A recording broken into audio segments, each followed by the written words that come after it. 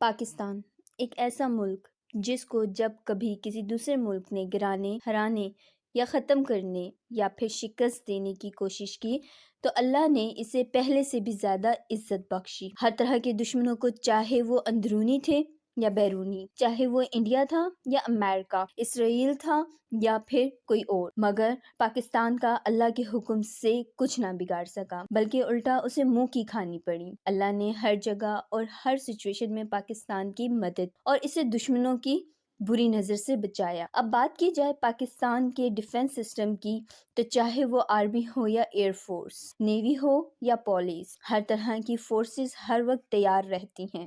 دشمن کا منہ توڑنے اور ان کو نیست و نابود کرنے کے لیے۔ پاکستان کی فورسز وہ واحد فورسز ہے جو کبھی بھی دشمن کی چالوں اور ان کی طاقت دیکھ کر نہیں گھبرائی اور نہ ہی ڈری ہے۔ یہی وجہ ہے کہ بھارت کو بہت سے پاورفل ملکوں کی سپورٹ ہونے کے باوجود بھی بدترین شکست کا سامنا کرنا پڑا۔ یہی وجہ ہے کہ اب بہت سے دشمن جو منہ کھولے بیٹھے تھے کہ کسی بزدل گیدڑ کی طرح پاکستان پہ حملہ کریں گے، مگر اب ان کو اپنی جان پر بن آئی ہے اور وہ پاکستان کو دوستی کے معاہدوں کی پیشکش کر رہے ہیں۔ ان کے دلوں میں اللہ کے حکم سے پاکستان کا خوف بہت بری طرح بیٹھ گیا ہے۔ اب دیکھا جائے تو وہ ممالک جو مسلم ہونے کے باوجود بھی پاکستان کو کچھ سمجھتے نہیں تھے، اب وہ ممالک اپنی بقا اور اپنی حفاظت کے لیے پاکستان سے مختلف معاہدے کرتے پھر رہے ہیں اور پاکستان کو عزت اور انعامات سے نواز رہے ہیں۔ اپنے ملک کے ویزے پاکستانی عوام کے لیے آسان کنڈیشن کے ساتھ کھول رہے ہیں۔ اسی طرح پاکستان کی پاور اور ڈیفنس سسٹم سے استفادہ اٹھانے کے لیے پاکستان اور سعودیہ کا ہوا ایک تاریخی معاہدہ جس کو دفاعی اسٹریٹجک معاہدہ کہا جاتا ہے۔ یہ معاہدہ باقاعدہ طور پہ سعودیہ عربیہ میں ہوا، جہاں پاکستان کے وزیر اعظم شہباز شریف کے جہاز کو زبردست طریقے سے سلامی دی گئی۔ ایئرپورٹ پر انہیں بہترین طریقے سے ویلکم کہا گیا، جس میں انہوں نے ان کے استقبال میں پرپل کلر کی کارپیٹ بچھائی۔ شہباز شریف کے ہمراہ اسحاق ڈار اور آرمی چیف عاصم منیر بھی تھے۔ اگر ہم معاہدے کی بات کریں کہ کیا تھا معاہدہ اور اس میں کیا کنڈیشنز تھی، تو اس میں دونوں ممالک نے اس ایگریمنٹ پر دستخط کیے ہیں کہ اگر سعودیہ پہ کوئی حملہ ہوتا ہے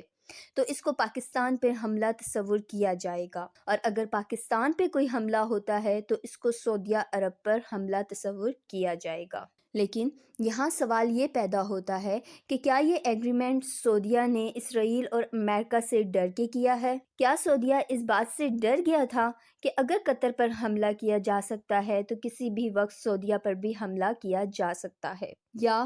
پاکستان کو اس معاہدے سے کیا کیا فائدے ہو سکتے ہیں؟ اگر بات کی جائے سعودیہ اور پاکستان کے تعلقات کی تو وہ اب کے نہیں، بہت پرانے ہیں، کیونکہ مسلمان صرف احساسات نہیں بلکہ اپنے جذبات اور اپنے روحانی جذبے کے رشتے سے بھی سعودیہ کے ساتھ جڑے ہیں۔ جب نومبر 1979 میں مسجد الحرام میں خانہ کعبہ کی عمارت پر سعودیہ کے 500 باغیوں نے زبردستی قبضہ کیا، جسے سعودیہ کی حکومت کسی صورت نہیں چھڑا سکی، تو پاکستان کی آرمی نے وہ قبضہ صرف 15 دن کے اندر چھڑوا لیا اور 60 سے زائد باغیوں کو گرفتار کر لیا گیا۔ پاکستان اور سعودیہ نے ہمیشہ ایک دوسرے کی مدد کی ہے، مگر کبھی کوئی معاہدہ طے نہیں پایا۔ مگر جب اسرائیل نے قطر کے دارالحکومت دوحہ پر ان ایکسپیکٹڈ حملہ کیا جس سے ان کا بہت نقصان ہوا، تو سعودیہ نے مناسب سمجھا کہ اب آفیشلی طور پر پاکستان سے معاہدہ کیا جائے، جو کھل کر سامنے آ گیا، تاکہ جو ہمت اسرائیل نے قطر پر حملہ کر کے کی ہے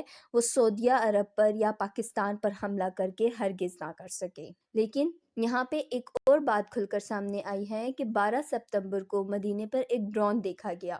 جس کے بعد سعودیہ کو خدشہ ہوا کہ یہ ڈرون شاید کسی مخالف ممالک کی طرف سے آیا ہے یا پھر اسرائیل کی طرف سے۔ یہ تو پتہ نہیں چل سکا کہ یہ جاسوسی تھا یا پھر کسی اور مقصد کے لیے، مگر سعودیہ کی حکومت نے پھر یہی مناسب سمجھا کہ اس سے پہلے حملہ کرے یا کوئی ایسا کام کرے جس سے مدینہ کو یا مکہ کو نقصان پہنچے یا سعودیہ عرب کو نقصان پہنچے، اس سے پہلے ہم پاکستان کے ساتھ آفیشلی طور پہ معاہدہ کر لیتے ہیں جو کھل کر سب کے سامنے آ جائے، تاکہ اسرائیل، امریکہ یا مسلم ممالک کے خلاف ممالک جو ہیں وہ کوئی بھی حملہ کرنے کی غلطی نہ کر سکیں۔